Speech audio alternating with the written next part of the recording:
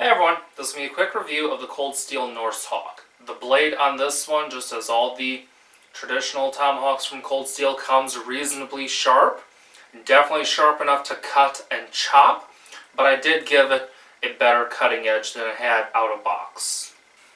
The Norse Hawk has a wider blade, as you can see. Compared to the Pipe Hawk, the blade is much wider. This type of Tomahawk is generally what's used for throwing. The wider blade makes it easier to stick. In a martial context, you'll notice that it has a point on the front, which would be good for poking with, as you can see. Of course, it's not going to be like stabbing like a knife, but still, I wouldn't want to be poked with that in a full force strike. The blade on this one here is lighter because, once again, more for fighting and throwing, not really made for utility as much, although obviously you can do it. This just requires more work to do it, though. It just doesn't chop as well. The cutting edge is just under 4 3/8 inches. The steel is 1055 carbon steel, a good durable steel. And the weight on this is 1 pound 4.8 ounces, and that's with a 19-inch handle. The handles on these come insanely long, just like the rest. This was a 22-inch handle, and I shortened it down to 19 inches. To me, 22 inches is just too long for a Tomahawk, but it's nice that they leave it that long so you can shorten it to what you want so it fits your purposes. If you want to use this more for chopping, then obviously you may want a longer handle.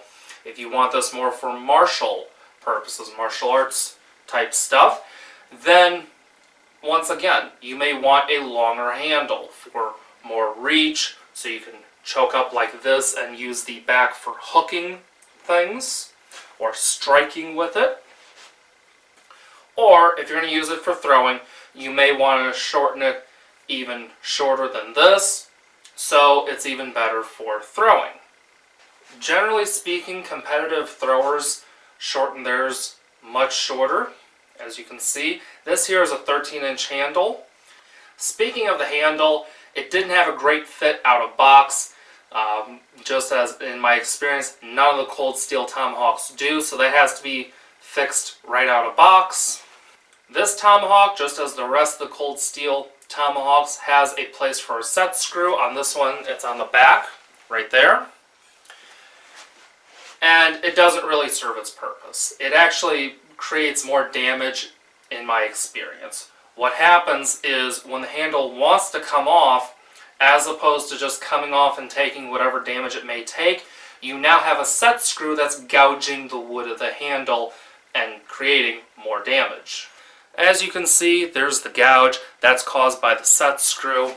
And the way this happens is when the Tomahawk is being thrown, the handle wants to come off sometimes on a bad throw.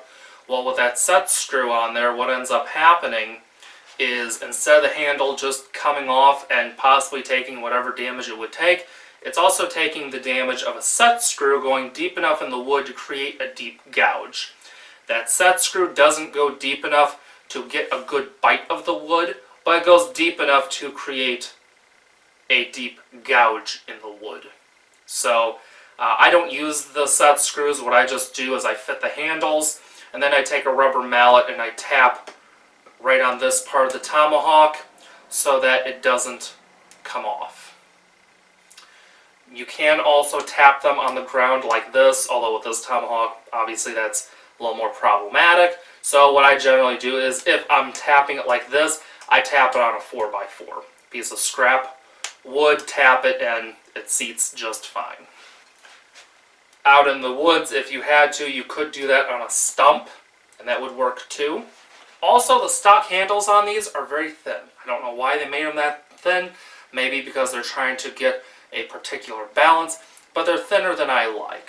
So with the stock handles, you may want to wrap them in tape or paracord or something.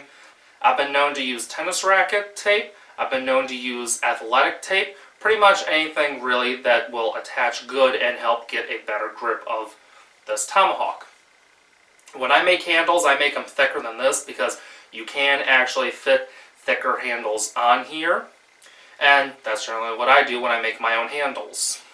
The steel is 1055 steel. It's pretty durable steel. You will notice a little bit of edge damage, dulling, whatever, after lots of chopping or throwing into wood, but that's common with pretty much all tomahawks from what I've heard, and pretty much all axes from what I have seen and experienced. If you're chopping into wood or throwing into wood, you're going to have some edge dulling and you're going to have to sharpen it back up. These tomahawks don't come with sheaths. Nylon sheaths are available from Cold Steel. I just made a Kydex sheath for it. As you can see, it goes right on. Then I have this piece of shock cord to go over it. And what I can do is, when I need to use this, take the shock cord off, and I can pull it either by the shock cord or by the paracord to get the sheath off. The blade comes with a black paint finish on it from the factory. I wasn't very fond of it, so I did remove the finish. The finish holds up on the parts that isn't contact points.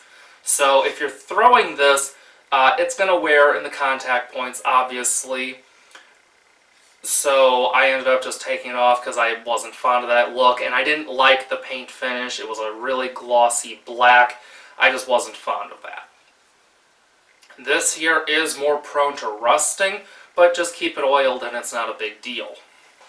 Keep in mind, even with the paint finish on, you still do have to worry about rust. The blade will rust on the cutting edge even with the paint finish on because it's bare steel. If you're actually using this for chopping or throwing, the finish will wear more right here, and that's also going to be spots that you have to watch for rust. So the paint finish does not mean that it's maintenance free. It just means that you don't have to worry about the parts that are covered by the paint. With the paint finish on all of these tomahawks, it says made in Taiwan right on the blade, which I don't like. However, the good thing is, if you do decide to take the paint finish off like I did, it's just scratched into the paint. It's not scratched into the metal. So none of my tomahawks say made in Taiwan on them. So that's pretty much it. This is a very nice tomahawk. For the price, they're a good buy. You can buy these for oftentimes under $25, so definitely a good buy, and highly recommended. So that's pretty much it. Be sure to like, share, and subscribe. Follow me on Facebook, Instagram, and Twitter. I'll see you next video. See ya!